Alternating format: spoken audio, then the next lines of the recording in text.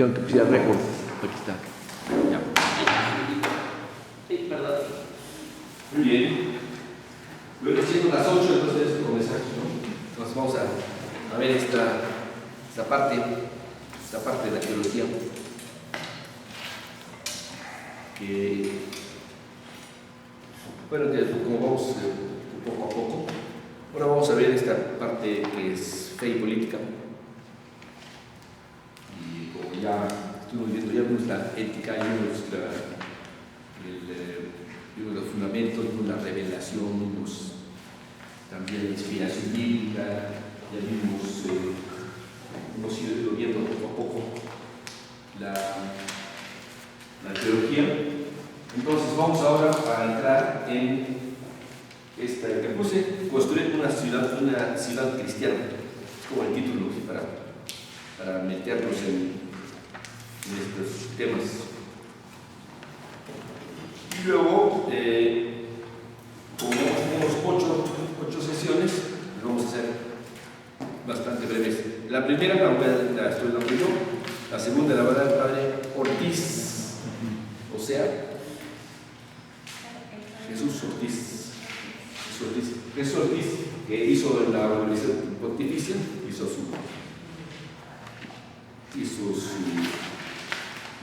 licenciatura en Nuevo Testamento. Después, Rey desde la Cruz es el reino de Dios. El reino de Dios. ¿Qué significa el reino de Dios en la teología? Esto lo va a dar Domingo Sánchez el padre Domingo en septiembre 18. Luego yo voy a dar la sal de la tierra y la unión en la masa, que es el cristianismo primitivo. Hoy puse aquí la carta de Leoneto, que ya leímos aquí, y Clemente de Alejandría, el pedagogo, que es una obra de un padre de la iglesia del siglo III y IV. Luego vamos a ver los amores de la ciudad, que es una reflexión sobre la ciudad de Dios de San Agustín. Esto que vamos a ver, amores de la ciudad. Luego vamos a ver la ciudad cristiana del Imperio Bizantino, para no creer que la ciudad cristiana nada más se da en el occidente, sino también en el oriente. Como Juan Crisóstomo nació y hizo la mayor parte de su apostolado en Antioquía, una de las grandes ciudades. Él tiene este discurso de las estatuas cuando hubo un problema grave con el emperador. Entonces el emperador les subió los impuestos, entonces el obispo se puso del lado de los que se opusieron. Juan Crisóstomo, y él era obispo de Constantinopla, o sea, de Estambul.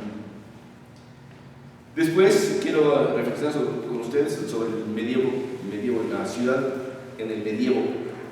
Y la ciudad del medievo vamos a revisar sobre el régimen de los príncipes, que es una obra de San Tomás de Aquino, sobre los gobiernos, cómo se gobierna. Y en realidad lo que voy a explicar aquí es la virtud de la prudencia, no la prudencia personal, sino la prudencia social. Y finalmente quiero hablar de las cuestiones abiertas de la realidad actual, o sea, cuáles son las realidades actuales que nos están son las más desequilibrando, como se diga. O sea, la realidad actual, ¿qué es la problemática que tenemos en el presente sobre construir una ciudad cristiana? Y puse ahí en el epígrafe, ahí donde dice curso 7, construir una ciudad cristiana, puse un epígrafe sobre lo que intento hacer con este curso. Es un curso muy breve, ¿no? Estas 8 sesiones. La globalización del mundo nos ha obligado a repensar los planteamientos de las relaciones entre el pueblo de Dios y el Estado civil. La globalización. Que es precisamente la superación de las fronteras. La superación de las fronteras también se da en la superación de las fronteras religiosas. Ya, por aquí en Silao hay muchos japoneses que son shintoístas, muchos japoneses. ¿Dónde queda el catolicismo? ¿Qué tiene que ver ahí? O la iglesia, ¿cuál es su puesto? La globalización nos planteó repensar las relaciones entre el pueblo de Dios y el Estado civil. El Estado civil, también el Estado civil. Todavía existe el Estado civil. O la superación del Estado-nación, como vamos a ver, Estado-nación, ya no existe el Estado-nación. O ya no funciona. O si funciona, de todas maneras, no hay instancias globales que lo rijan. No hay instancias globales. También. Pues, ¿dónde queda la iglesia en todo esto? El reino de Dios predicado por Jesús de Nazaret revela el aspecto social del Evangelio. El reino de Dios es una imagen totalmente social. Un reino. Tiene su fundamento en la meditación sobre el pueblo de la alianza del Antiguo Testamento. El pueblo de la alianza, el pueblo de Dios. La alianza pues, también es un pacto. Alianza es un pacto. También es una estructura social. Alianza es un pacto. Es una estructura social, y es lo que vamos a reflexionar. También las comunidades primitivas, desde los hechos de los apóstoles, las comunidades primitivas, pues también se consideraban que eran una comunidad, una comunidad de los primeros cristianos. Y luego tuvieron que decir, bueno, ¿y de qué manera nos presentamos ante las comunidades civiles? O sea, el Estado romano. Porque la iglesia cristiana nace en el Estado romano, en el Imperio romano. Era Siria, la provincia de Siria-Palestina, en la provincia de Siria, había un procurador romano. O sea que cómo se plantea la presencia, o cómo se veían los primitivos cristianos frente al Imperio romano. Entonces, la interpretaron los primeros escritores cristianos como San Agustín. San Agustín interpretó, entonces ya en el occidente, cuál era la posición de la ciudad de Dios dentro de la ciudad civil. Y también Juan Crisóstomo tiene su idea sobre la iglesia. Juan Crisóstomo en el oriente, en la iglesia oriental. Entonces, esto vamos a ver. Luego, Santo Tomás de Aquino sintetiza críticamente los argumentos de la herencia medieval. La herencia medieval es escolástica, entonces ellos pertenecen al mundo feudal. ¿Cómo se consideraba la iglesia que tenía que actuar frente a un estado feudal? Eso es la reflexión de Santo Tomás de Aquino. Luego, cuando hay un brinco, podemos también después discutir esto, pero doy un brinco hasta los fundamentos que podemos interpretar, los planteamientos de la realidad latinoamericana, como en Puebla y como en Aparecida. Este es el plan que quiero reflexionar con ustedes y espero que encuentren alguna clase. Pongo esta imagen de la duda. Si la fe es para pensarse. La fe es para pensarse. O sea, la revelación está dirigida a la inteligencia. Por eso uso esta imagen. Y como vamos a discutir sobre la ciudad cristiana, entonces puso una imagen de la Jerusalén celestial. La Jerusalén celestial. Es una imagen medieval. Ahorita en letras griegas dicen que es la santa ciudad de Jerusalén, las murallas. Y hace referencia al Apocalipsis, ¿no? Capítulo 21. La Jerusalén que desciende, ¿no? La Jerusalén que va descendiendo del cielo. ¿Sí? Apocalipsis, capítulo 21. Pues aquí, yo uso mucho la Biblia y ciertamente para la próxima clase, les pido que traigan su Biblia, porque es muy necesaria la Biblia. La Biblia. Vamos a seguir las citas que voy a dar aquí, sobre todo a partir de la próxima clase, pues vamos a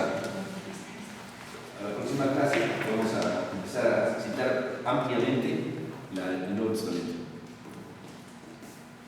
Primero el Antiguo Testamento en la próxima clase, después el Nuevo Testamento. Eso es lo que vamos a comenzar. Entonces vamos a iniciar, si ustedes quieren, con esta reflexión. Es una reflexión libre.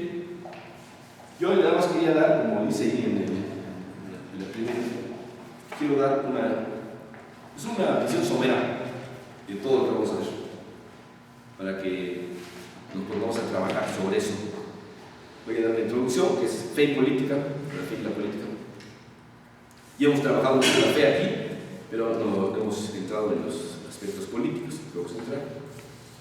Y quiero también de la política, fe y política en el Antiguo Testamento, fe y política en el Nuevo Testamento, fe y política en el cristianismo primitivo, la Edad Media y el Magisterio Antiguo. Vamos a comenzar. Entonces, la pregunta es si se puede construir una sociedad cristiana. Si vamos a hacer una islita donde ya no haya ni corrupción, ni cosas feas, ni que seamos todos muy puros y santos. Entonces, excluimos a los demás y cortamos por lo sano, hacemos una cirugía de todos los que no actúan como nosotros, y somos entonces, nos quedamos nosotros como únicos poseedores de la verdad y de la vida buena. O si atendemos más al Evangelio de nuestro Señor Jesucristo, es la levadura y la masa. La levadura y la masa. ¿Y cuál es la idea de la levadura y la masa? ¿Cómo para que la levadura trabaje, necesita estar dentro de la masa? O sea, son dos posiciones. Una posición que es la posición de hacer una isla. Nos retiramos a las islas Fiji y ahí somos los puros. Puros que en griego los puros se dicen los cátaros. Los cátaros son puros. Entonces, esa es una posibilidad. Y la otra posibilidad es estar, como dice Jesucristo nuestro Señor, la levadura en la masa. Vamos a ver ahorita. Sal de la tierra y la luz del mundo. Son dos actitudes que hacemos frente a construir la ciudad cristiana. De hecho, estamos aquí estamos aquí reflexionando sobre el puesto de la iglesia en la sociedad secular. El puesto de la iglesia. Es lo que estamos pensando nosotros. ¿Cuál es el puesto de la iglesia en la sociedad secular? El puesto de la iglesia. Y el puesto de la iglesia, por supuesto, no se trata nada más en el puesto geográfico o el puesto cronológico, sino cuál es su tarea. Hay un libro de Max Scheler, que es un filósofo alemán, Max Scheler, que se llama El puesto del hombre en el mundo. Pero el puesto del hombre en el mundo no es propiamente, el puesto del hombre en el mundo no es nada más, digamos, cómo se coloca o cómo se ubica, porque no usa la palabra lugar, sino usa la palabra el puesto, o sea, Stellung, ¿dónde está? ¿Cómo enfrenta? Y es lo que quiero también aquí decir, la reflexión sobre el puesto de la iglesia en la sociedad secular. El puesto de la iglesia en la sociedad secular. ¿Cómo se enfrenta? ¿Cómo se apropia de la sociedad secular? Apropiarse, hacer la propia, ser parte de.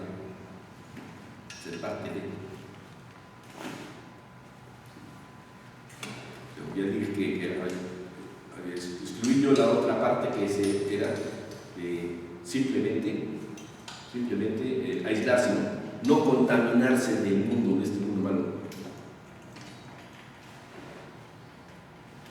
O meterse en la masa. Eso lo vamos a ver. Vamos a ver. Es una reflexión sobre el puesto de la Iglesia en la sociedad secular, en el seculum, la sociedad del seculum. El seculum es el espacio donde Dios habla. El seculum. El espacio donde Dios habla. Es decir, para San Agustín, el seculum es el lugar donde se desarrolla la historia de la salvación. Para San Agustín, el seculum. O sea, no es la ciudad del demonio, sino el espacio donde se desarrolla la historia de la salvación. Y la historia de la salvación se desarrolla pues, también en las carencias, en los fracasos, en los sufrimientos. O sea, la voluntad de Dios no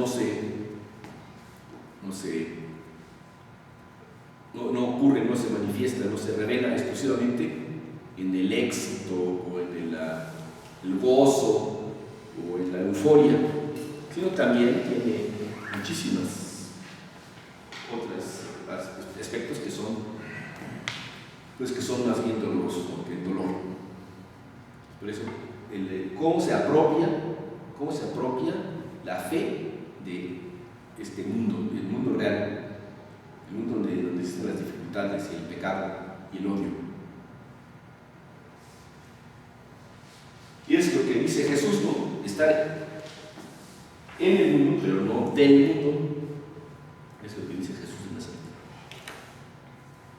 Estar en el mundo, porque en el mundo, vamos a ver eso también más adelante. Ya lo hemos reflexionado aquí algunas veces.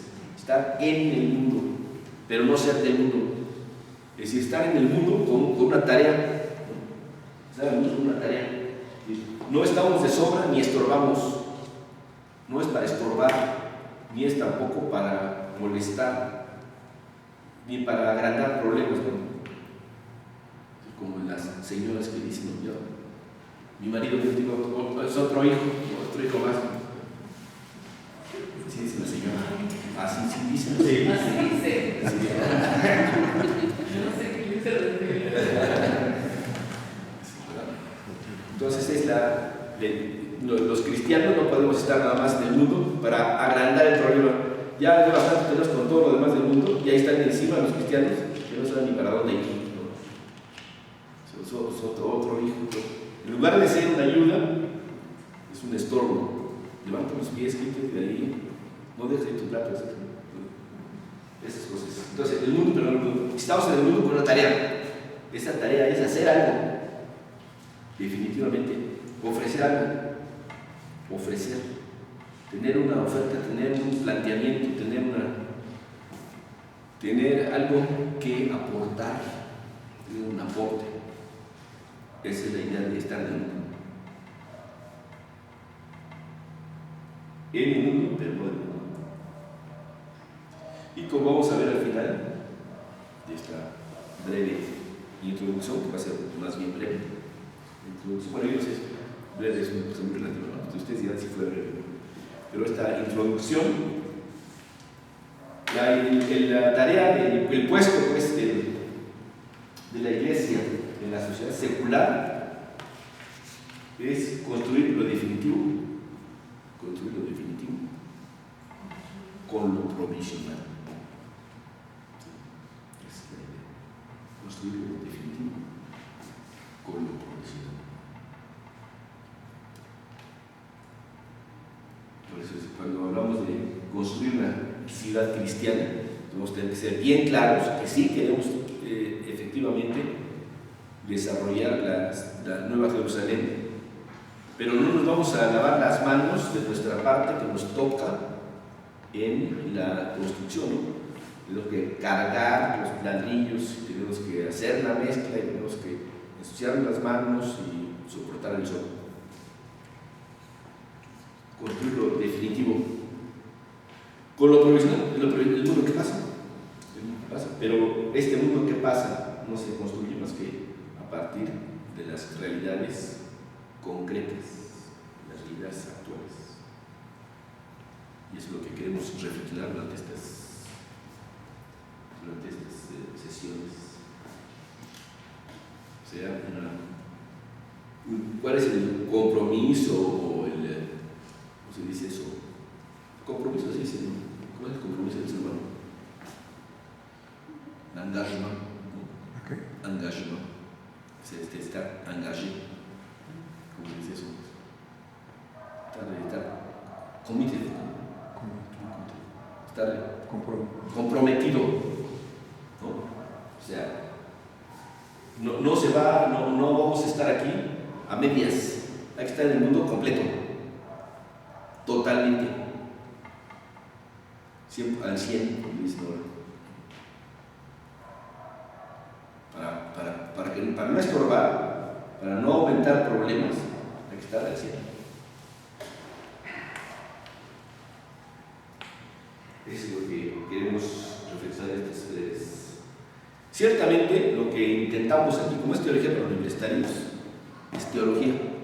Pero los universitarios es muy relativo, no es que seguimos usando, por decir algo.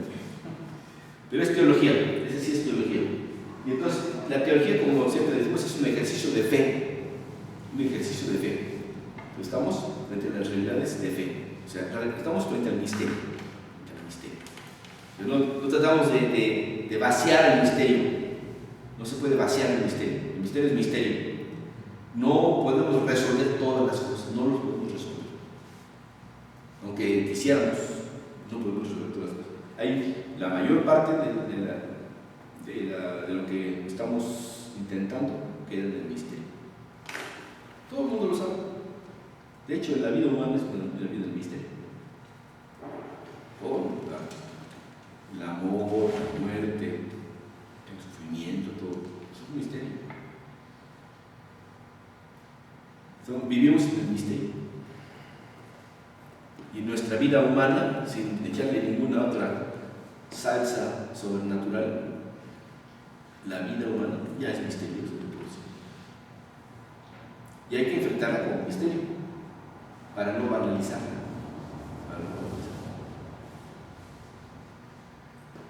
Es un ejercicio. Y si todavía nosotros nos adentramos en la revelación de Jesucristo, pues entonces ya las cosas se complican muchísimo más. Muchísimo más. Porque nosotros estamos firmemente convencidos y creemos 100% que Jesús es el Hijo de Dios y lo sabemos por la resurrección. Pero tanto que Jesús sea Hijo de Dios, que el hombre, que Dios se haya hecho hombre, como la resurrección de la carne, es el misterio de los misterios. Eso no podemos, ciertamente no podemos comprender. Es el misterio de los misterios. Que la trascendencia esté en la inmanencia y que de la muerte salga la vida, es el misterio de los misterios. No lo vamos a terminar de comprender, porque es el misterio, y no lo vamos a tratar de vaciar o de agotar. No se puede.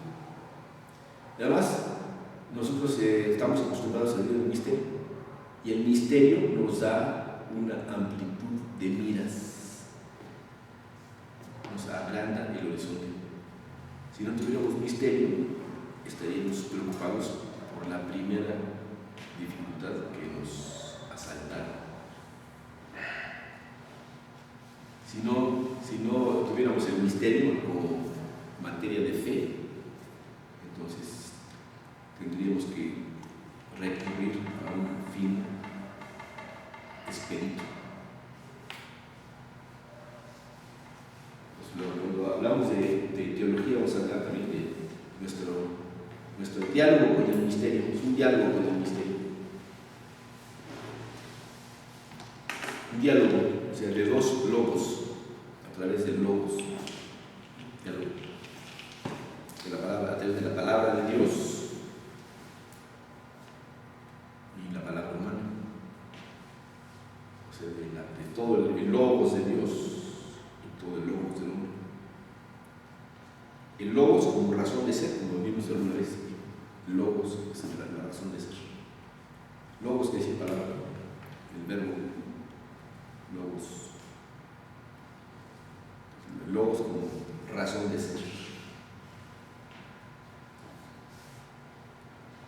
Entonces es un diálogo entre el logos de Dios y el logos, ¿no? La razón de ser de Dios. Aquí la palabra ser queda muy chiquita, ¿no? O sea, andar atribuyendo a Dios el ser es reducirlo, diciendo que Dios es un ser, dice el maestro Eckhart, es una simplificación.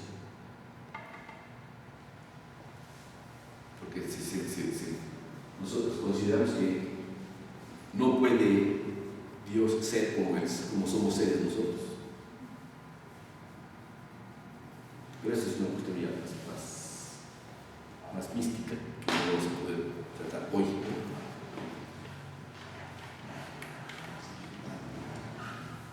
Entonces, vamos a hacer un ejercicio de fe. Y nuestro ejercicio de fe, pues es básicamente, el ejercicio de fe es básicamente un ejercicio de reflexión sobre la palabra de Dios. Eso es lo que, y por eso siempre les estoy diciendo que traigan su Biblia, porque es una reflexión sobre la palabra de Dios.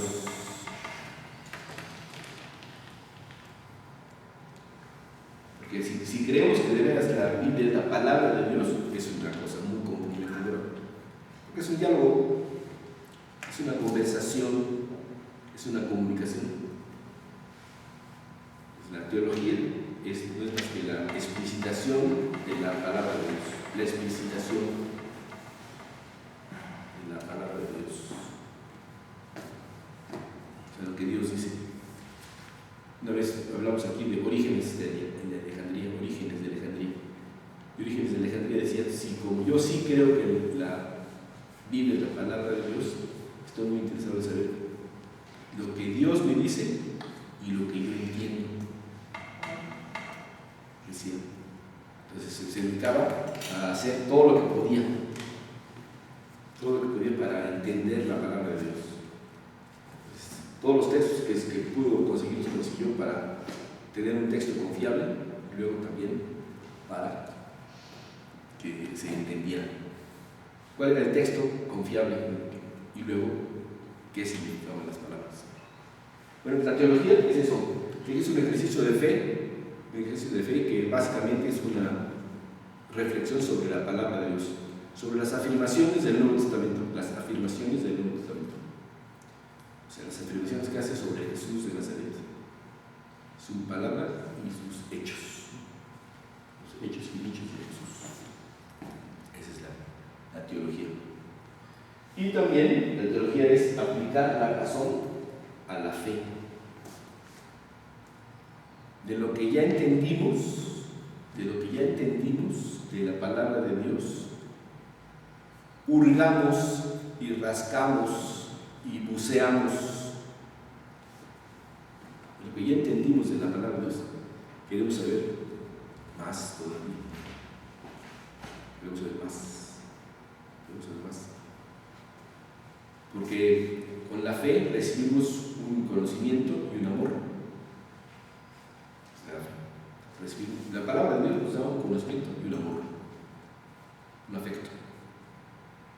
Entonces la teología consiste en hurgar de manera a conocer más a Dios y amarlo más. Esa es la tarea de la teología, conocerlo más y amarlo más. Es una aplicación de la razón, de todas las razones que uno pueda, aprender todas las filosofías que nos vengan a la mano para poder aplicárselas a la palabra de Dios, todas las que podamos, para que podamos introducirnos más profundamente en el sentido de las palabras, que el sentido de las palabras es lo que nos va a hacer la comunicación con Dios. El sentido de las palabras, no nada más las palabras, sino el sentido mismo de las palabras. Y por eso vamos a buscar en esta reflexión que hacemos sobre fe y política, también la palabra de Dios, hacer teología política. teología política es un ejercicio de fe, y es aplicar la razón a la fe. Entonces, es aplicar la filosofía a las afirmaciones del Nuevo Testamento. Aplicar la filosofía a las afirmaciones del Nuevo Testamento, a las afirmaciones que Cristo resucitó, básicamente. ¿Volvió a la vida o trajo vida? El cuerpo resucitado es un cuerpo revivido, un cuerpo dotado de vida. Revivido sería nada más vuelto a vivir. Retoma la misma vida, como Lázaro, que toma la misma vida y luego se muere. Pero Cristo es el cuerpo que está produciendo vida, es el pan de vida. Cristo resucitado. Por eso es aplicar la razón a la fe. Y aplicar la razón a la fe es la teología, el tratado de Dios. Pero el tratado de Dios no tratado de las fórmulas sobre Dios. No el tratado de las fórmulas sobre Dios, sino el tratado del logos de Dios, de la razón de ser de Dios.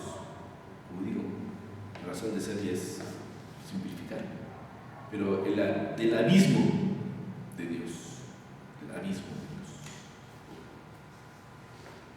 Y eso no podemos comprender eso, porque el abismo es insondable, el abismo es insondable. Pero tenemos la revelación, y la revelación, como dije una vez aquí también, es la rendija por donde podemos barruntar el misterio, la rendija. Esta es una rendija que alcanza para que no nos deslumbre, que la luz no nos deslumbre. Esto es lo que podemos ver, lo que Dios nuestro Señor nos concede percibir del misterio, la revelación. Entonces, así como el misterio y el abismo está ahí para contemplarse y para adorarse, el misterio se adora, así la revelación está ahí para entenderse y para investigar. La revelación. Esta chispa de luz que penetra desde la rendija por la cual nosotros atisbamos el misterio, está para entenderse, para razonarse, no nada más para percibirse, sino para razonar. Es decir, razonar es usar el verbo es, ¿no? Es el verbo ser. O sea, razonamos las premisas. Y las premisas se establecen para comprender algo más, para sacar nuevo conocimiento. Es la idea de la lógica, que a partir de este bien, el árbol es verde, etc. O sea, estamos produciendo un nuevo conocimiento con la lógica. Y luego también, ya la palabra de Dios que no es una cosa, no es un objeto, no es un libro, la palabra de Dios no es un libro, sino es un diálogo, una comunicación, como si fuera una conversación íntima, la palabra de Dios. Entonces, las tres cosas: la teología como razón, la revelación como percepción del misterio y su estructura lógica, y luego la palabra de Dios como lo que integra totalmente el esfuerzo que vamos a hacer aquí en la reflexión. Pero estaríamos completamente en abstracto si no nos refiriéramos a cosas más concretas. Y las cosas más concretas pues es la historia del tiempo. Es la historia como lugar de la teología. Entonces la revelación es una revelación siempre histórica. La conversación de Dios con el pueblo es una conversación histórica. la conversación de Dios con el pueblo de Israel es una conversación histórica, o sea que siempre está Dios acompañando a un pueblo en movimiento, un pueblo en movimiento. Sí, dice que Dios es un judío errante, mi ancestro era un judío errante, o sea, un migrante, el éxodo. Es un pueblo en movimiento, un pueblo está. Y este movimiento pues también se puede contar, como dice Aristóteles, que el movimiento es una cantidad, dice Aristóteles, el movimiento es una cantidad de movimiento. El tiempo es una cantidad de movimiento. El tiempo es una cifra. Es contar el movimiento, por un antes y un después, decía esto. Bueno, también nosotros aquí, el pueblo en movimiento se puede contar como unidades separadas, 1 o 2 años, una dinastía, 3 dinastías, pero también puede ser la condición existencial de alguien que está desarrollándose. Cuando el niño chiquito está desarrollando, entonces pasa el tiempo y se está más gordito, se está haciendo más llenito, y luego también ya los pasitos, y luego corre. Sí, el tiempo va pasando, pero esa es la condición de su existencia misma humana. La existencia misma humana te da las características del paso del tiempo. Entonces el paso del tiempo pues, se refleja en las canas, ¿no? Y en la madurez. Y la madurez es lo que entonces te da la experiencia. Bueno, es que el tiempo en la historia se puede decir de 2 maneras. Bueno, la historia, primeramente el tiempo, que es, según Aristóteles, un número, es un número. Dice que el número del movimiento por un antes y un después. Eso es Aristóteles, compuesto del tiempo. El número del movimiento por un antes y un después. Es la definición que dice Aristóteles. Entonces puede ser un tiempo subjetivo, es el tiempo que pasa en ti, de desarrollo, donde puedes constatar tu desarrollo, y luego un tiempo subjetivo, un tiempo objetivo, que es el tiempo que se puede determinar.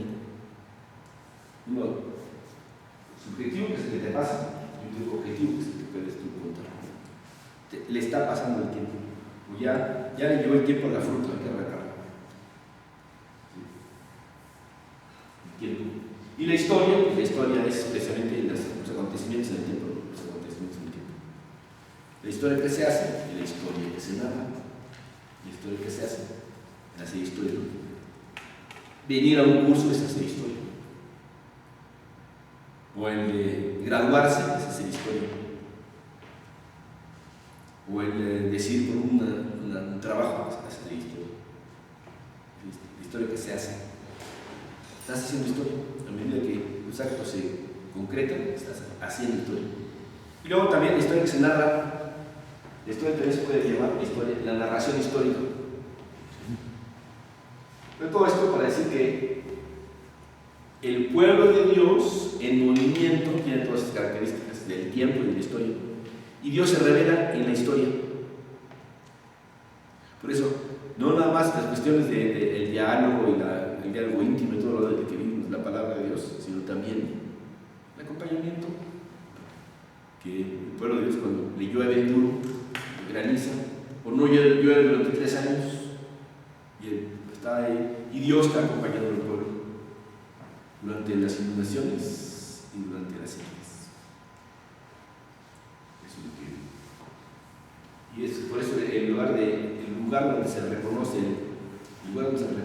la presencia de Dios y la actuación de Dios es la historia.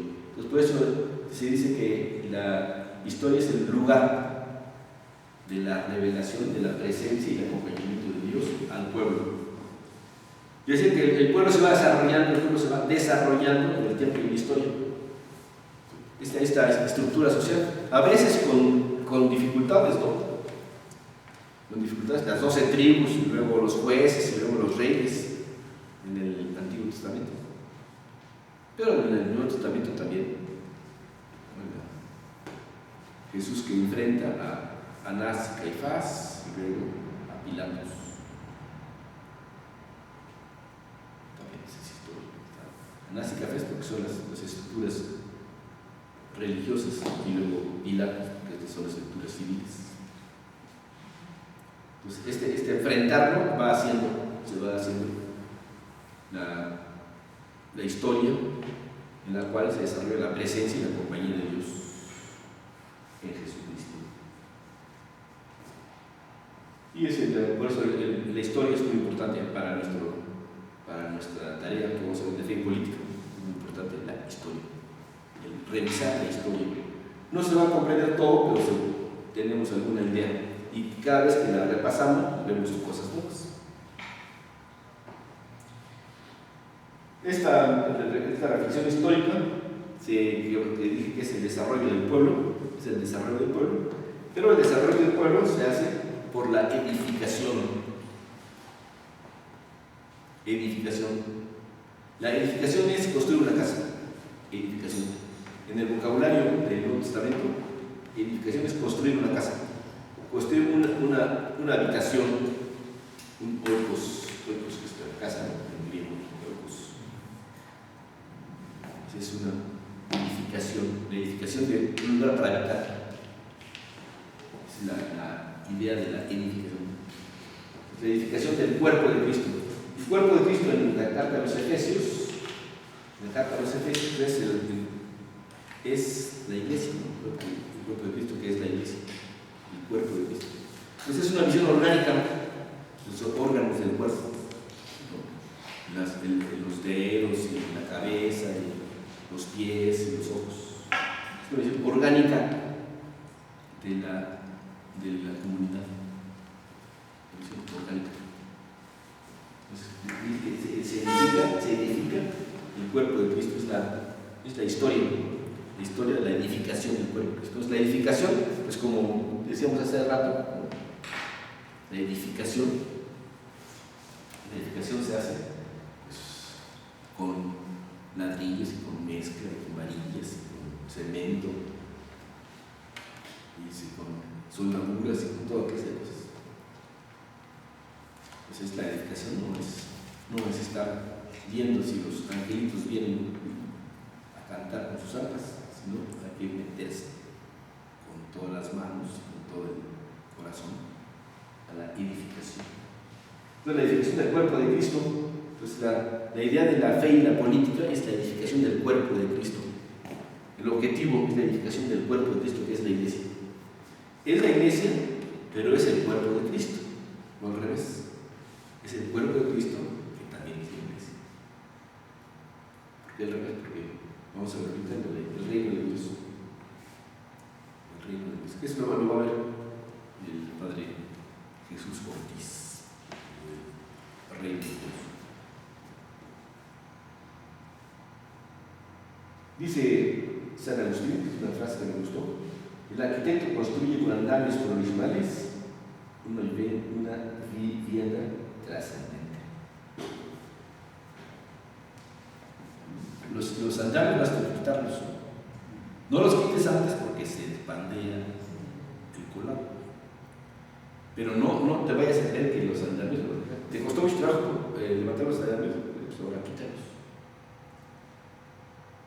Porque no vas a habitar en los andamios, sino vas a habitar en la casa. En la casa. La casa también es una cosa que veremos más adelante.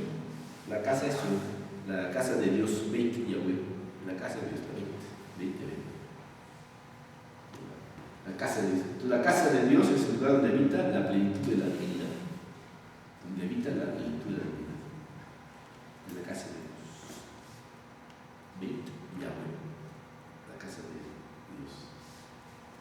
Donde habita. Entonces, la idea de levantar una casa y de estructurar una casa, con todo lo que significa casa, es hacer la habitación o habitáculo de Dios. Vamos a ver que es lo mismo que buscar que se haga su voluntad. Lo mismo que decir que se haga su voluntad. La casa de Dios habita cuando se hace su voluntad. Si no se hace su voluntad, entonces se va. O sea, cesa la presencia. Cesa la presencia. Por eso es importante la reflexión histórica que vamos a hacer.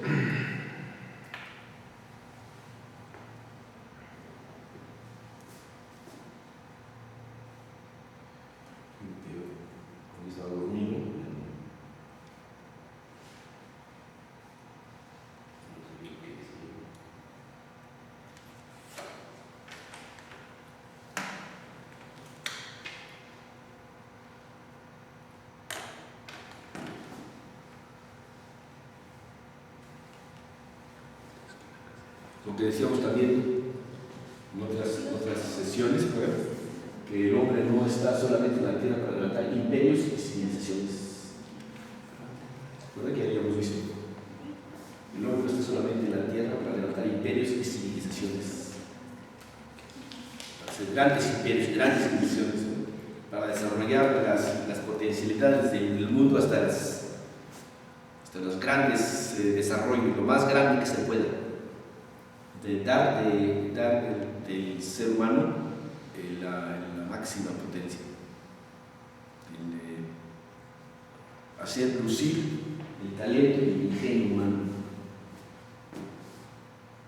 Pero este libro que yo les recomendé muchas veces, Teología de la Historia, el hombre no está solamente en la tierra para levantar imperios y civilizaciones, pero la finalidad para lo que ha sido colocado en ella, en la tierra, se cumple mientras los levanta y los construye.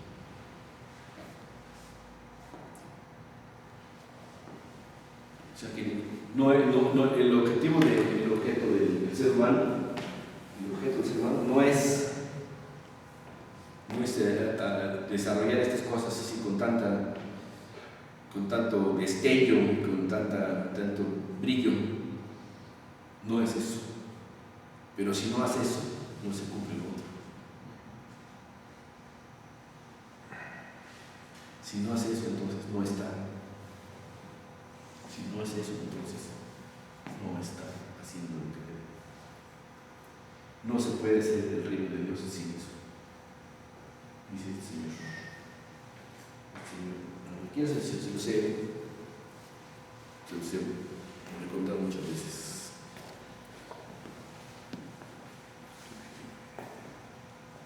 Es un libro muy antiguo, pero todavía tiene mucho.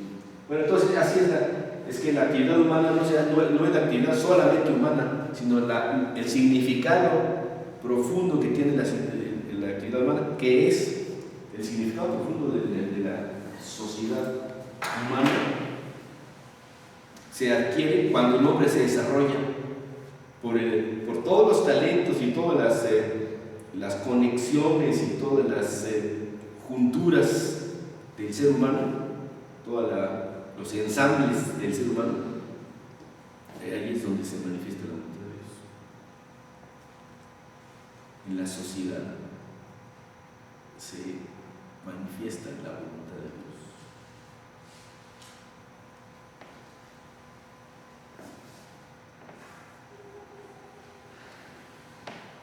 Esto es lo que quiero que reflexionemos durante estas breves charlas, ¿no?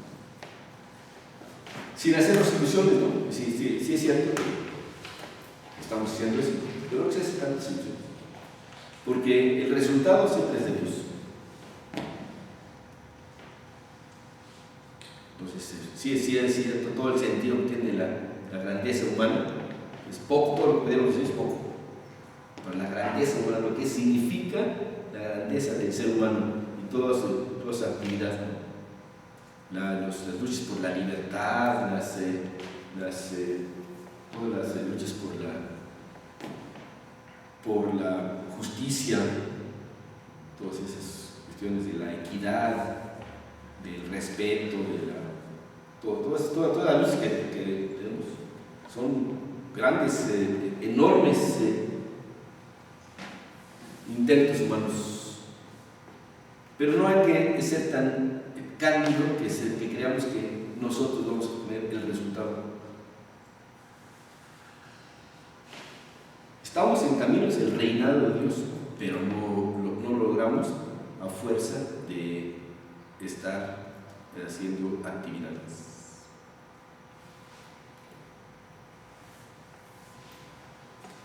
El resultado es mayor que los esfuerzos.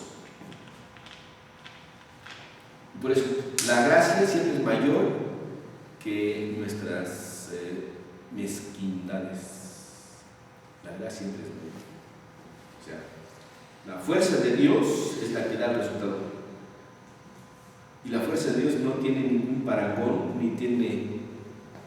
no tiene ninguna clase de correspondencia con la dimensión de la fuerza humana. Si lo que Dios nos va a dar va a ser de otro nivel que nosotros no podemos ni imaginar. El resultado es de Dios. Los esfuerzos son nuestros, como dice San Ignacio de Loyola. San Ignacio de Loyola decía que hay que llevar a cabo las cosas como si Dios no existiera, y después esperar los resultados como si no hubiéramos hecho nada. Dice San Ignacio de Loyola que hacer las cosas como si Dios no estuviera junto, o sea, nada más que si fuera nuestra propia y exclusiva responsabilidad. Pero una vez que ha hecho uno lealmente todo esto, entonces hay que esperar el resultado como si nosotros no tuviéramos nada que ver. Eso decía San Ignacio de Loyola en los ejercicios espirituales. Por eso entonces vamos a ver esto, que el reinado de Dios pues es una labor muy pesada y muy dificultosa y sumamente escabrosa y accidentada. Todo el camino hacia el reinado de Dios. El camino. Es el reinado de Dios. Seguro viene, pero como dijimos, no viene sin el esfuerzo humano, aunque el resultado sea nada más exclusivamente de la gracia. Y esto lo veían muy bien en las comunidades de los apóstoles. En los Hechos de los Apóstoles está bien claro. En el capítulo 4. Aquí tenemos el quinto. Muy claro. Y también en la carta de los Corintios, ¿no? Los pleitos de los Corintios, la mezquindad, las descalificaciones, todo eso.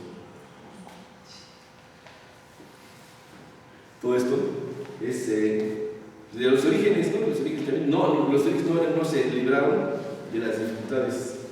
O sea, siempre hay un mito de los orígenes, ¿no? Cuando estábamos nosotros era muy bonito. Cuando el león era león, era muy bonito. Ahora ya no, por ahí. Está horrible. El mito de los orígenes era una cosa bellísima, león. O sea, y tampoco se libra de esto de la historia de la salvación. También nosotros creemos que la vida de la iglesia era como nos la pinta San Lucas en los resúmenes, pero había esos detalles bastante censurables también en la misma iglesia primitiva, pero era dificultoso, como es dificultoso hoy en día. Y los corintios, San Pablo tiene que regañarnos 2 veces, que sepamos 2 veces, porque unos tenemos 2 cartas de los corintios, no sabemos cuántas veces lo hizo. Y también hasta las comunidades del siglo III, donde Origen ya dice que es una vergüenza que en el año 954, apenas 200 años después de la resurrección de Cristo, las comunidades sean tan tibias y los jóvenes se duerman en los sermones y las comunidades tienen que tener líderes que les da flojera atenderlas, dice Orígenes de Alejandría en el año 954. O Tertuliano que era hipercrítico de todas las comunidades, decía que no estaban a la altura del llamado que les tenía. O sea que el camino hacia el reinado de Dios es un camino muy dificultoso, muy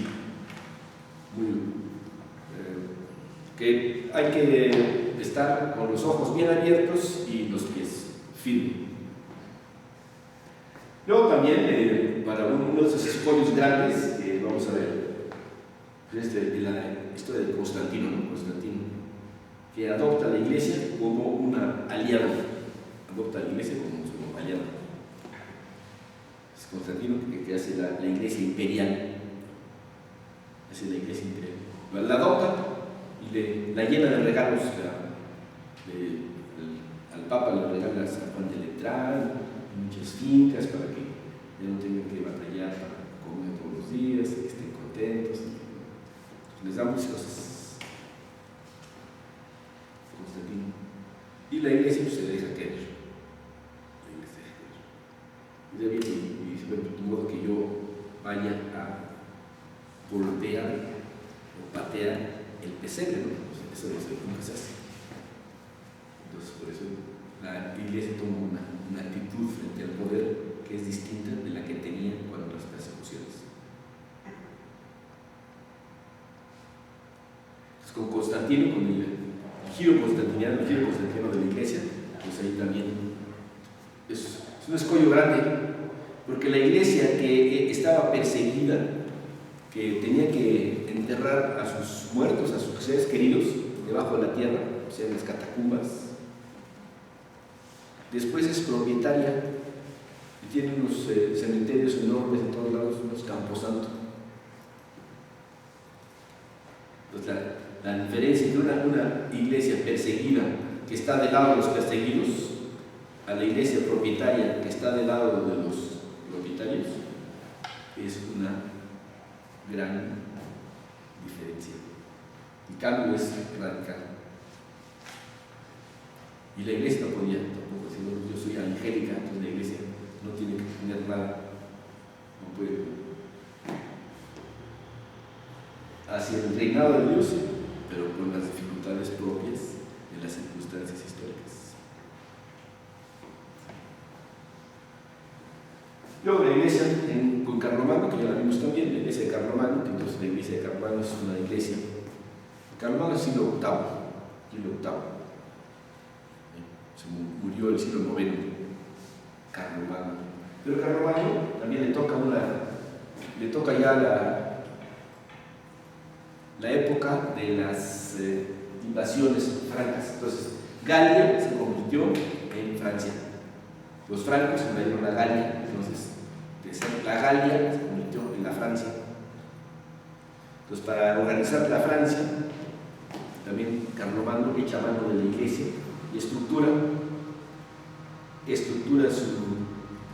su imperio con la ayuda de la organización eclesiástica. Carlomagno, de hecho, utiliza la iglesia como su reserva estructural para hacer las estructuras políticas. Entonces, Carlomagno en el siglo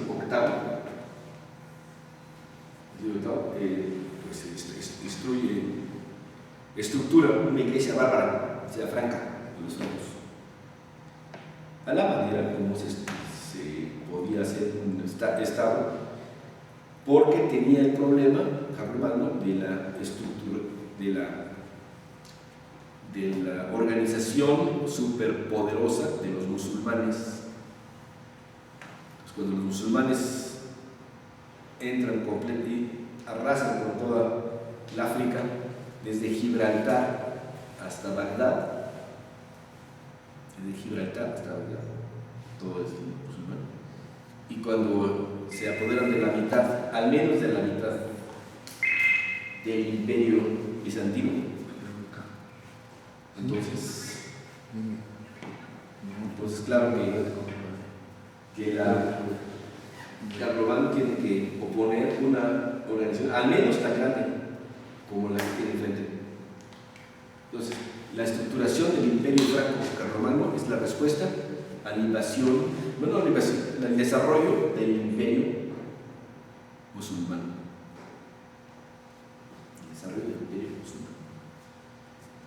El que queda entre sándwich, el que queda en un sándwich muy incómodo, es el imperio bizantino.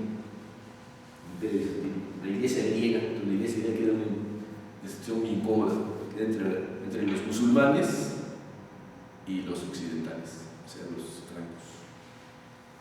Entonces, esto es tan incómodo que la Iglesia oriental no puede adoptar las mismas conductas que la Iglesia occidental. Entonces, en el siglo IX se divide la Iglesia oriental, que se queda del lado del Medio Oriente, pues, de Turquía, y toda la parte de los países hasta el Báltico, entonces cambian las costumbres. La Iglesia ortodoxa griega, y por ejemplo de la Iglesia rusa. Por eso es de Carlomagno. Entonces la Iglesia adopta actitudes. La Iglesia oriental no tiene el problema de la invasión de los bárbaros, porque los bárbaros venían con sus propias costumbres, con un derecho que estaba adaptado a sus costumbres tribales. En cambio, la Iglesia oriental se vuelve muy conservadora de sus ritos, que nunca cambió, y de sus ceremonias. No tenía bárbaros contra quien luchar. Entonces, la Iglesia griega hace ¿es otra esto? Sí. Es otro planteamiento. Entonces, la Iglesia griega nunca se peleó con el Estado. Estaba contenta con el Estado que había heredado de los tiempos de Constantino. Las relaciones Iglesia-Estado entre la Iglesia griega eran muy tersas porque se había acostumbrado a formar parte del Estado. Mientras que al menos desde San León Magno, desde el siglo V, San León Magno había pintado su raya, o sea, había determinado la separación entre Iglesia y Estado. Desde el siglo V. Entonces son dos fe y política y la Iglesia-Estado son dos historias que no se traslapan, no corresponden. Y por eso entonces llega un momento en que la Iglesia oriental, la Iglesia ortodoxa, pues decide no caminar juntos la historia cristiana con Roma. Y luego ya de tal manera, pues, en el siglo XII y XIII las cosas se hacen tan graves que la Iglesia romana entonces ya domina como dueña y señora en todo la ecumenia, porque Bizancio queda reducido. Las cruzadas se generaron por la invasión de los musulmanes, tomaron Jerusalén, que eran muchísimas huellas de la nación musulmana, pues, entre otras mezquita, todo. Entonces para el siglo XII, ya el gran monarca que domina sobre todo el mundo occidental es Inocencio III, es el gran monarca, y el que determina la historia y determina las conductas que se han de seguir con los reyes, con los emperadores. O sea, el Papa está por encima del Imperio Civil, mientras que en el Occidente, en el Oriente, lo que queda de la Iglesia oriental, tiene que conformarse como formar parte del Estado, con las dificultades que atrajeron. De tal manera que ya en el siglo XI ya es muy difícil la convivencia, y en el 54 de plano se separa, se excomulga mutuamente. El siglo XI, 1054, excomulgan los dos. Y esto se queda así hasta el Renacimiento, donde ya en 1453 los turcos toman Constantinopla y se cierra esa historia. 1453. Entonces, la idea de la Iglesia y todas esas cosas ya con la Iglesia-Estado es una idea ya muy digamos, esclerosada, muy esclerosada. Las funciones de la Iglesia y del Estado es las dos espadas, la espada espiritual y la espada material. Entonces decían los canonistas que la espada material tiene que someterse a la espada espiritual, porque por razón del pecado la espada espiritual tiene que dominar a la espada material. Entonces en las religiones Iglesia-Estado se complican muchísimo a partir del Renacimiento, hasta que llega Marsilio de Pablo, no sé cómo se llama, Marsilio de Pablo, que dice, bueno, vamos a ver, que claro, las cuestiones espirituales de un lado, las cuestiones materiales de otro. Las cuestiones espirituales le tocan solamente al Papa, a menos que tengan algo que ver con el dinero, y las cuestiones espirituales y las cuestiones materiales son estudios de absoluta responsabilidad de los reyes civiles. Entonces, a partir del Renacimiento, el camino hacia el reinado de Dios también tiene otras características.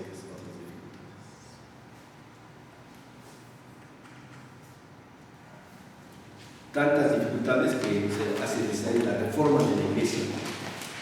Entonces estamos en el Renacimiento, está aquí el señor Lutero y Calvino, que proponen la exclusión de todo poder civil de la Iglesia. La comunidad eclesial solamente está en el corazón. Es decir, el individuo, la comunidad eclesial es comunidad solamente porque los individuos tienen una misma creencia, una misma fe. Cada quien responde por su fe. No hay que referirse a ninguna instancia comunitaria. Cada quien que responde por su propia fe. Pues, sola escritura y libre examen, dice Lutero. Sola escritura, que cada quien haga su Biblia y la interprete como Dios debe entender. Y el libre examen, que cada quien sea su propio magisterio. Es lo que dice Lutero. Y luego después Calvino, que organiza entonces la Iglesia en este sentido, relativizando toda la jerarquía católica y todos los sacramentos y todo lo demás. Estamos ahí en el luteranismo y el calvinismo, que producen entonces estados. El luteranismo y el calvinismo producen estados bien concretos. En Roma, los electores, en Alemania, los electores alemanes, y en Suiza, la República de Ginebra, con Calvino.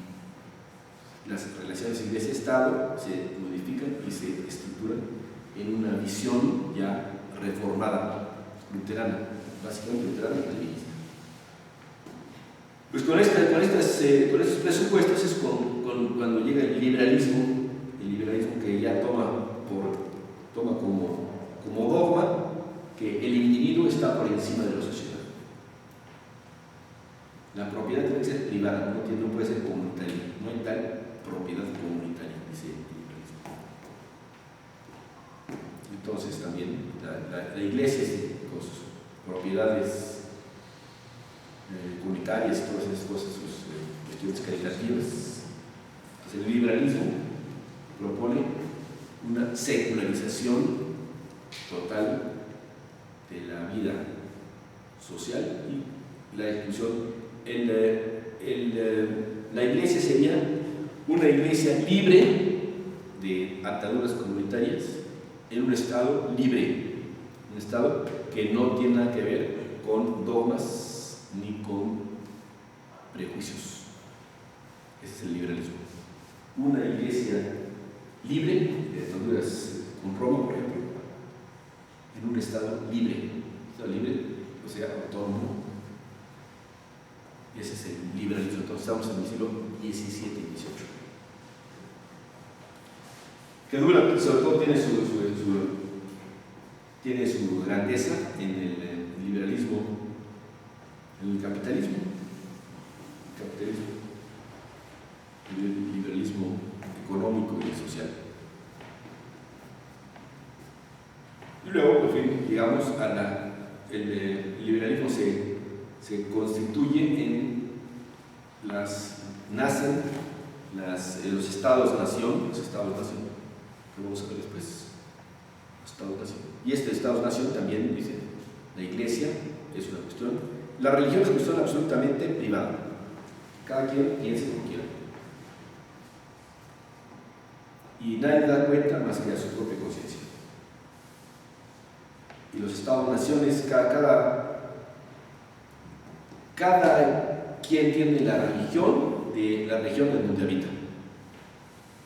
La religión del rey es la religión del pueblo. No sé si son los naranjas, los orange, los naranjas, o sea, los holandeses, o los irlandeses, cada región tiene su religión. Y es hasta donde puede llegar. Pero la religión, por supuesto, es cuestión individual, no tiene que ver con nada.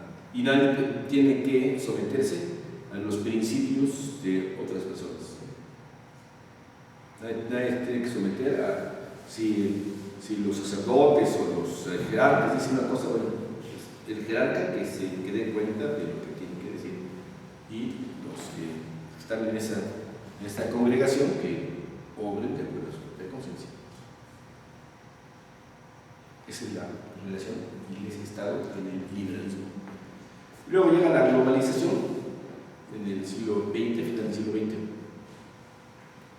Y la globalización entonces es la desaparición de todas las fronteras. Se rompen todas las fronteras, ya no hay fronteras. Ya no puede haber gobiernos que digan que no me espíes porque yo soy autónomo. No eres autónomo si tú eres peor. Se acaba todo, no hay fronteras. No hay fronteras ni para la producción, ni para el sector primario, ni el sector secundario, el sector terciario, no hay ninguna frontera, no hay naciones, no hay naciones. La migración se hace libre. Centenas de miles de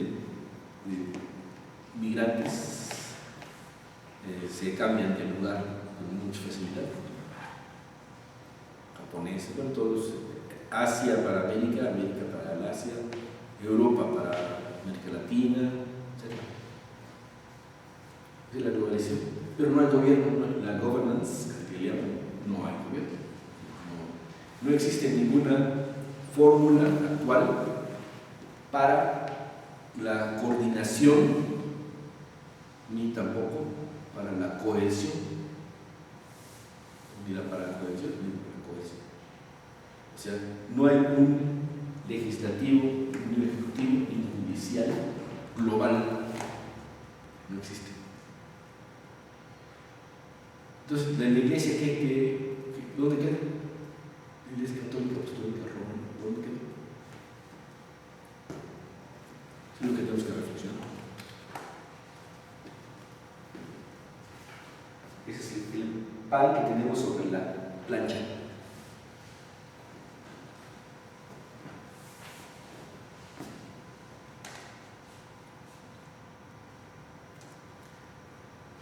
Y la cuestión que sale de ahí, de todo esto que acabo de insinuar, lo que sale de ahí es: ¿qué oferta tenemos nosotros? ¿Qué ofrecemos? Ciertamente para el mercado somos bastante ineptos, ¿no? Si alguien quiere ofrecer productos de la iglesia para el mercado, realmente eso no va a tener mucho efecto. ¿Qué ofrecemos? ¿Con qué cooperamos en este concierto globalizado? Ya vimos que en la historia de la Iglesia, que ya tiene más de 2000 años, la historia de la Iglesia, pues, se han tenido que restablecer, rehacer, recuperar, pero porque tenían una oferta. Sí, la contrarreforma, o sea, la reforma de la Iglesia, la que inició el Concilio de Trento, pues tenía una oferta que dio como resultado las monarquías del siglo XVIII. Una oferta, se puede criticar, ¿no? De hecho la criticaron en la Revolución Francesa, ¿no? Pero era una oferta, una explicación del mundo, una ética y una etiqueta, ¿no? Es decir, unos límites. Por eso ahora que por lo pronto se puede lanzar la hipótesis o plantear la hipótesis de que ser la sal de la tierra y la luz del mundo. Eso se podría decir lanzar como hipótesis, porque está en el Evangelio. Ser la sal de la tierra y la luz del mundo. Digamos, es muy metafórico, pero escasamente podríamos nosotros sugerir algo más que una metáfora como creyentes o bautizados. Sería difícil que nos pidiera otra cosa que una metáfora. Como ser sal de la tierra y luz del mundo. Tener sabor y tener luz que ofrecer. Eso es la que yo digo que por ahí tendríamos que comenzar nuestra reflexión. Tener una luz y un sabor que ofrecer. Una luz reconocida como luz y un sabor que pueda ser el vehículo del alimento sólido.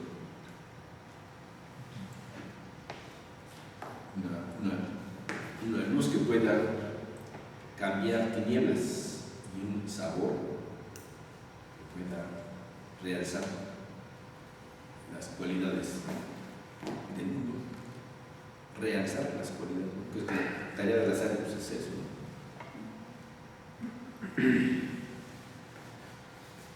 Ya no con la expectativa de retornar a restablecer los estados-nación y todo eso, eso ya sería una utopía, ¿no? Yo creo que ni siquiera llegaría a utopía,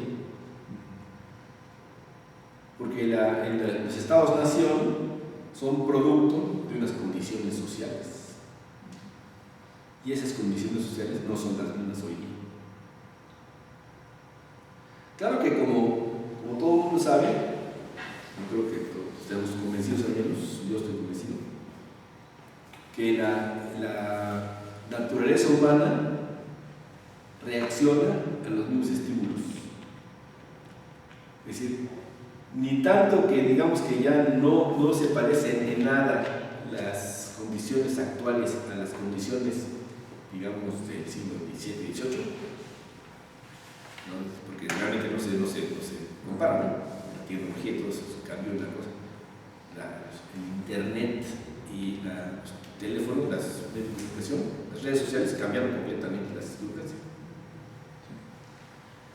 Pero ni tanto, que sigue siendo los mismos seres humanos que tienen los mismos resortes afectivos y de búsqueda de la verdad, de entendimiento y de voluntad. Por eso yo creo que sí se puede todavía decir, bueno, mira, ser luz y sabor de la realidad y de transmitir este luz y sabor de la realidad en nuestras existencias y en nuestras estructuras.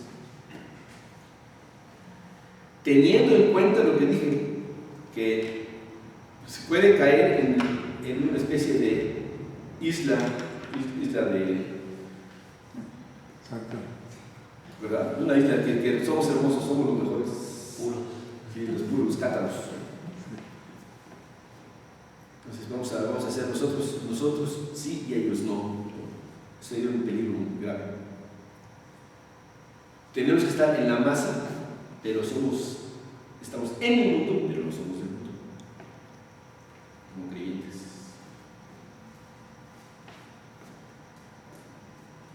porque sí, lo que nos está esperando es una transformación social, porque es intolerable e inaguantable lo que está pasando hoy.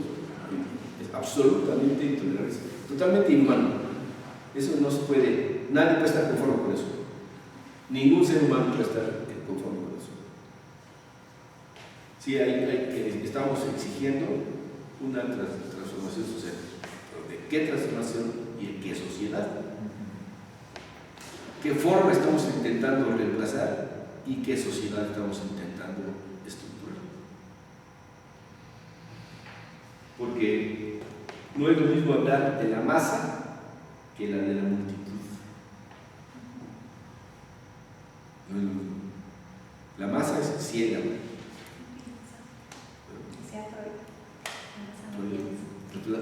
¿Qué dice eso? Freud. La masa no piensa.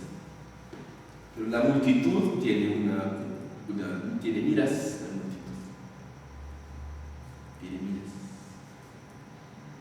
Y luego el pueblo, ya el pueblo significa ya el reconocimiento de unos orígenes, aunque sean míticos, pero el reconocimiento de los orígenes y las estructuras culturales comunes. El reconocimiento de un origen y estructuras culturales comunes. Y luego la comunidad, pues la comunidad se basa en el compromiso. La comunidad es que yo me quito la camisa por el pueblo. Es la comunidad. A cada quien según su necesidad, esa es la comunidad. A cada quien según su necesidad.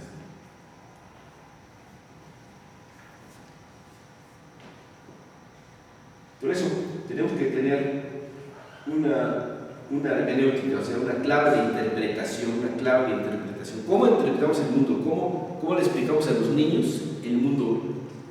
¿Cómo le explicamos que aparecen cuerpos colgados de puentes? O bolsas negras con trozos humanos. ¿Cómo le explicamos eso a los niños? Tenemos que tener una clave de hermenéutica muy clara, muy clara. Y luego un comportamiento social. ¿Qué sí hacemos y qué no hacemos?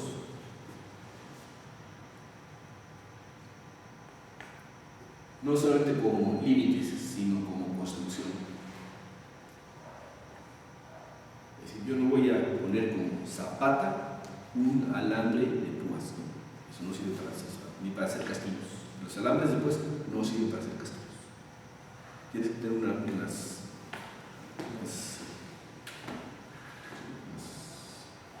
varillas, unas varillas fuertes para hacer zapatas que intentan varillas fuertes. Entonces, ¿qué sí hacemos y qué no hacemos? Una hermenéutica está de un comportamiento social. Pero no se trata de voluntarismo,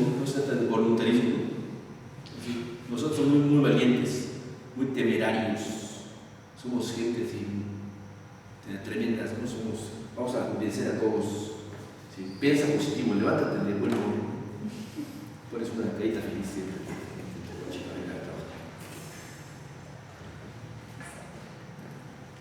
No se trata de voluntarismo, no. Para nosotros como creyentes, desarrollar el bautismo, que es nuestra filiación divina, no es voluntarismo, es que tenemos fe, tenemos esperanza.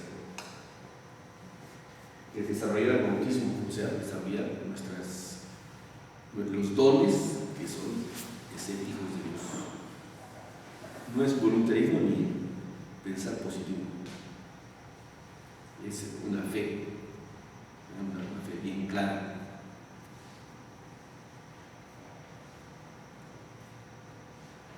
Y junto con el desarrollo del bautismo, que es lo nuevo, es diferente, se inicia algo completamente, es un cambio, es una transformación, es una generación, el baño de regeneración, y luego también una comunidad eucarística. Ya decir eucarística, como si es acción de gracias, pues ya se transforma. No es yo las tengo todas conmigo y yo no doy gracias a nadie. solo yo, primero yo, después yo, al final yo, y soy el Todopoderoso. Al contrario, eucarística, es de acción de gracias. Es una comunidad que da gracias por el privilegio de estar al servicio de los demás. El privilegio de estar al servicio. Entonces, es otra visión de las cosas, otra visión de la comunidad, otra visión del prójimo, otra visión del ser humano, otra visión antropológica. Y también proponemos una vida de matrimonio, o sea, matrimonio en el sentido de, no en el sentido literal del matrimonio, sino en el sentido más bien de boda. Boda, que quiere decir los votos, ¿no? Es una palabra latina, muy chica. Bota, D-O-T-A. Pero en español se trasladó a boda, en el sentido de promesas, de compromisos. Compromiso, en el sentido de compromiso, en español es compromiso. En el sentido de empeño, en el sentido español de empeño. El empeño, yo me empeño, como cuando empeño mi licuadora, el reloj, sí. El empeño, lo empeño, lo doy como prenda. Piño de empeño,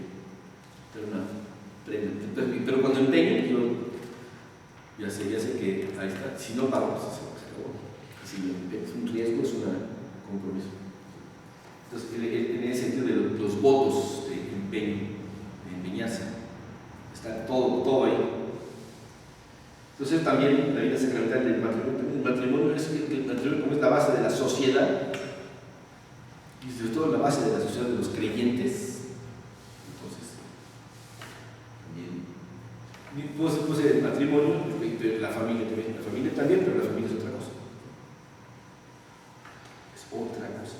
La vida de la pareja es distinta de la vida de los hijos. Luego yo quiero terminar pues, estas reflexiones con el magisterio latinoamericano. El fenómeno del magisterio latinoamericano, que finalmente el último que tenemos, el magisterio latinoamericano, es el de 13 a 31 de mayo de 2007. Estos son los documentos estos de Aparecida, que cita mucho el Papa Francisco. Entonces es una experiencia de creyentes bastante curiosa, bastante buena, es muy hermosa la experiencia del magisterio latinoamericano, porque evidentemente que hay un magisterio general, que es el magisterio que tiene el oficio de Pedro, que reside en Roma, que es el obispo de Roma, pero también en los magisterios que tienen las regiones, gracias al hallazgo y al cultivo de las conferencias episcopales locales o regionales. Las conferencias episcopales regionales. Por ejemplo, el CELAM, Conferencia Episcopal Latinoamericana. Conferencia Episcopal Latinoamericana. Entonces, esas conferencias son anteriores, desde 1955 la primera, son anteriores al Concilio Vaticano. O sea, no está directamente relacionado con las limitaciones que el Concilio Vaticano II hizo, sino que más bien es anterior. Es una experiencia de fe de los latinoamericanos que sabían que tenían una misión, que tenían una oferta de la experiencia de fe en toda América de habla ibérica, ¿no? Porque también está la península ibérica, también están los portugueses. Entonces, por eso los creyentes consideraron que tenían algo que aportar, entonces cultivaban este magisterio de una relación de fe política, de unas características muy variadas, pero finalmente una experiencia muy semejante, sobre todo en los países de lengua española. Pero cuando vino el impacto del Concilio Vaticano II, el impacto del Concilio Vaticano II, entonces ya este potencial que se había venido fraguando desde hacía 10 años, 9, 10 años, entonces este impacto le dio un elan, le dio un impulso muy fuerte. Y esto es lo que la Conferencia Episcopal Latinoamericana empezó a trabajar desde la época de Medellín. Medellín no es de 55, sino es de 1968. Tamal, 1968. Perdón. El año de 1968.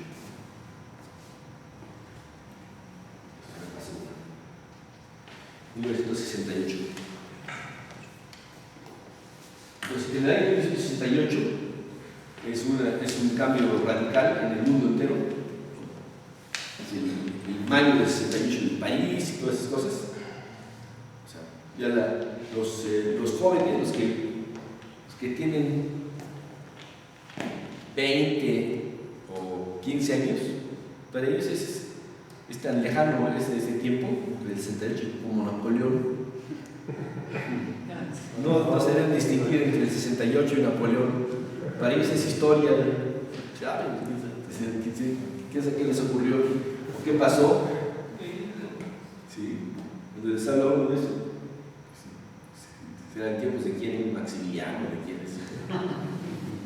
O sea, no es una historia reciente y está más allá de una generación, o sea, más de 30 años. Se puede hablar de una generación de los 30 años. Entonces, esto es para ellos ya se. Pero sí es un parteaguas de la vivencia de la fe cristiana en América Latina. Y se refleja estas perspectivas de Medellín de que la Iglesia tiene que ofrecer un planteamiento de un mundo más justo y más de paz, más de equidad. Eso es todo el mensaje de Medellín. Y esto se concreta cuando viene el Papa, el Beato Juan Pablo II, a México en 1979. Los documentos de Puebla. 1979. Donde ya se estructuran, o sea, las comunidades de base, la iglesia de los pobres, todas estas cosas que son propios del lenguaje del CELAM de Puebla. Todos los obispos dicen que se comprometen con esto. Las circunstancias políticas, sociales y económicas del deshielo de, ¿cómo se llama esto? Glasnost y, ¿cómo se llama esto? ¿Cómo se llama? Perestroika, sí. Perestroika y Glasnost, ¿no? Todo eso, bueno, entonces cambió mucho la perspectiva. Son 20 años de unos cambios muy radicales. 20 años de cambios muy radicales. Del 68 al 88.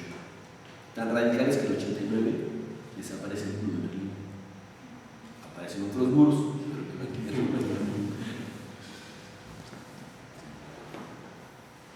entonces la iglesia que ofrece,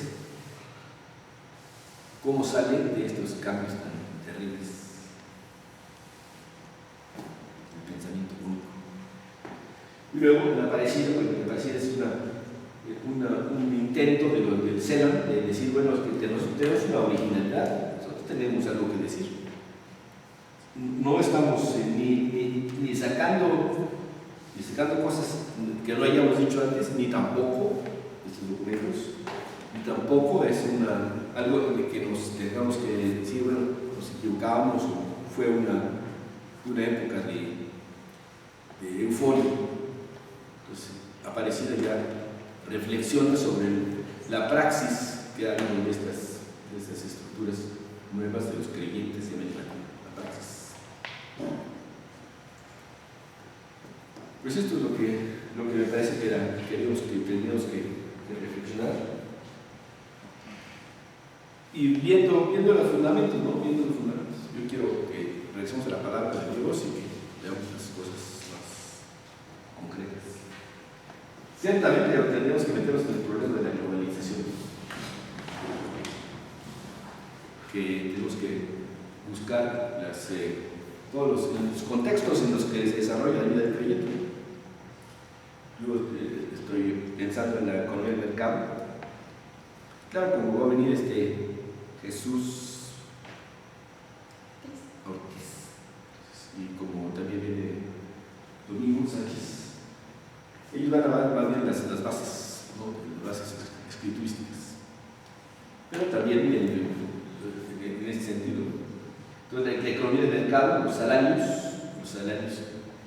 el poder adquisitivo, todas esas cosas en estos años.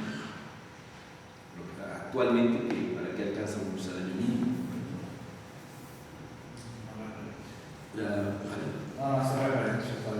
Haciendo dos veces. Ya no es el salario justo. No. Por ahí va la cosa. ¿Qué ofrece la iglesia? En fin, no es la referencia para calcular las pensiones. Entonces, la migración que bueno, nosotros, México es el país que más expulsa migrantes de todo el mundo. Ah, sí. Bueno, tienes una parte significativa. ¿Sí? El país que más expulsa migrantes de todo el mundo. Y eso ya por años, no es de ayer. ¿Te refieres a que regresan migrantes como guatemaltecos? No, producen. Que expulsan. Según eso son las cosas que puedes ver, ¿no? En la página de los escalabrinianos. Tienen ahí todas las cantidades de las páginas de los escalabrinianos.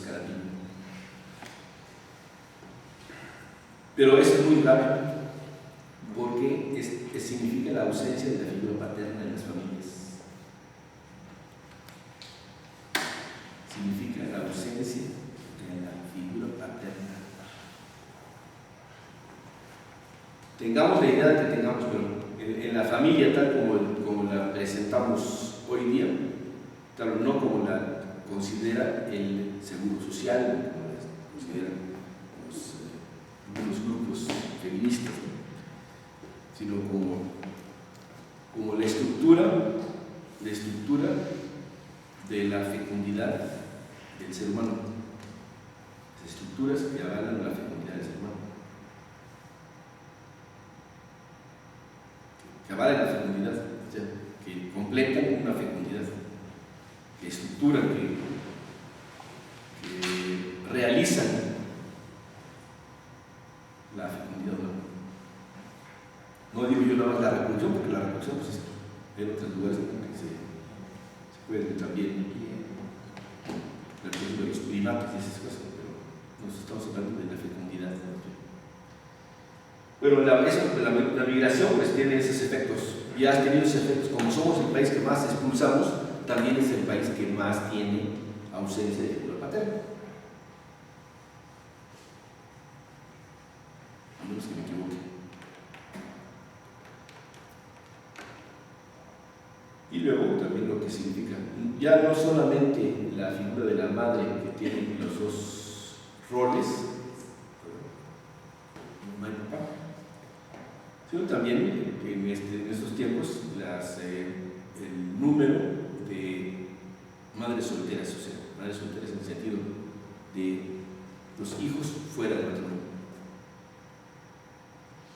Y que ese es un problema. Decía una maestra de aquí de Chapalita que más del 40% seguro, y si descargamos más del 50% aquí en Chapalita.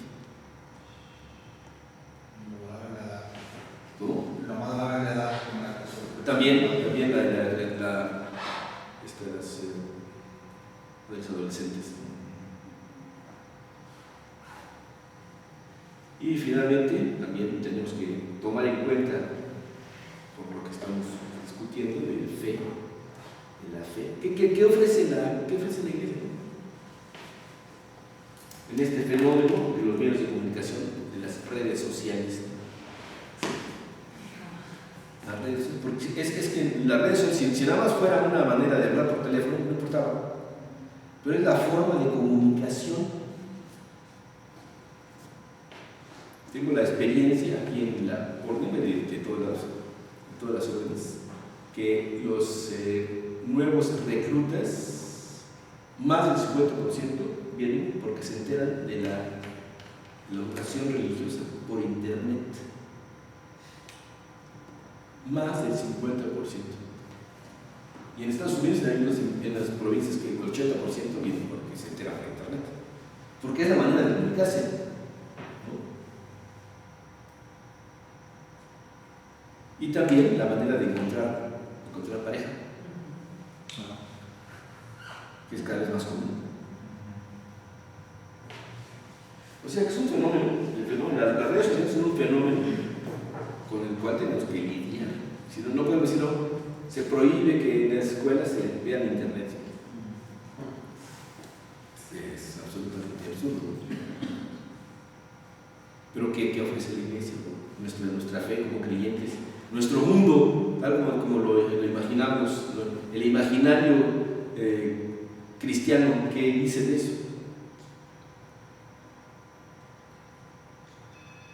Por eso creo que unas reflexiones como estas pueden comenzar. No yo creo que vayamos a terminar resolviendo problemas, pero sí planteando cuestiones reales. Entonces a mí me parece que si tenemos conocimiento de la historia, pues podemos situar problemas más fácilmente con la historia y analizando planteamientos y soluciones que se hayan dado en el pasado. Claro que en 7 sesiones no se puede hacer, pero sí se puede al menos suscitar. Claro. Un bosquejo. Sí. Y después ya que cada quien aporte su experiencia. Pues eso es lo que intentamos hacer aquí en este curso que abrimos hoy con el favor de Dios. Por si nos presentamos, ¿no? Porque hay nuevo aquí. Yo soy John Wright, no es muy viejo, ¿no? Viejo, porque ya llevo aquí un rato, pero no porque me cargo. ¿Qué más estamos diciendo? Nada más, ¿a qué te dediques ella? Empresario y Domingo Segar. Domingo Segar. Yo soy Virginia Espinosa, muy bienvenido. Trabajo con él, tiene una empresa de electrificación como todos saben. Tenemos 2 hijas y pues, ¿qué más?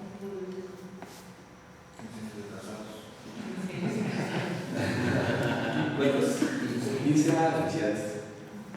Qué bien.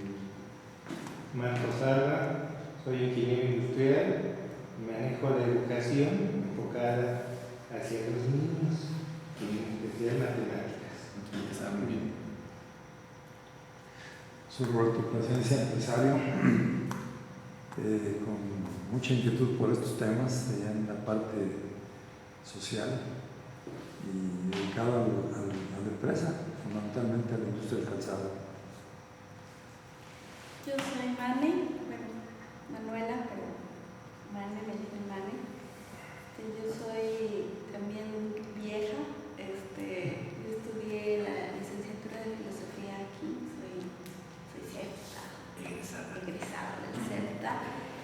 Soy psicóloga también y pues aquí estoy encantada de la vida con todo lo que el doctor Luis Ramos nos da, que siempre es fantástico. Yo soy Miguel, trabajo para la casa COPE, estas tiendas departamentales.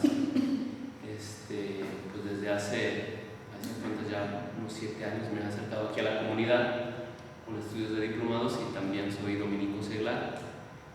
Y encantado con esto porque surgen más preguntas y queda mucho por estudiar. Gracias. Peticionaba, siempre estoy aquí. Sí, sí. Digo aquí, no aceptan mujeres, ¿verdad? Y pues estudié filosofía desde aquí, desde entonces ya. Ella también es CEFTA, ¿no? Es licenciada en filosofía. Yo soy Luis Ramos, y soy profesor de CEFTA, soy dominico y ¿qué más podría? Entonces es lo que hacemos son de cursos que damos y que seriamos, estamos seriando. Todavía no acabamos la serie, no nos hemos repetido una sola vez y queremos seguir estos cursos para conocer más la fe y tener más fundamentos para, como dice Tomás, para tener más conocimiento y más afecto. Muy bien, buenas noches. Gracias. Bien. Bien. Gracias.